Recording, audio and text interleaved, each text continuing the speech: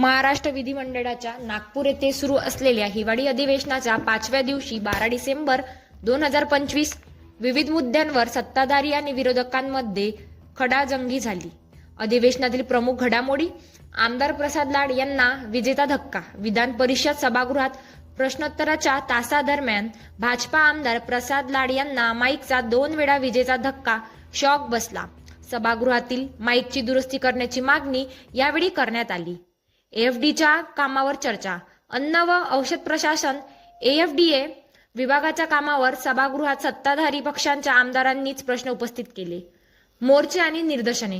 विविध मागण्यांसाठी विशेषतः विद्यार्थी निवडणुका पुन्हा सुरू करणे आणि नोकऱ्यांची मागणी यासारख्या मुद्द्यांवर 2 मोर्चे नागपुरात धडकले, ज्यामुळे शहरात तणावाचे वातावरण होते.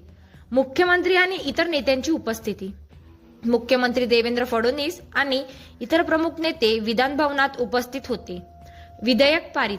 महसूल विभागातील प्रलंबित 13,000हून अधिक प्रकरणे जलद गतीने निकाल काढण्यासाठी 90 दिवसांचा नियम असलेले विधेयक विधानसभेत एकमताने मंजूर करण्यात आले. RS news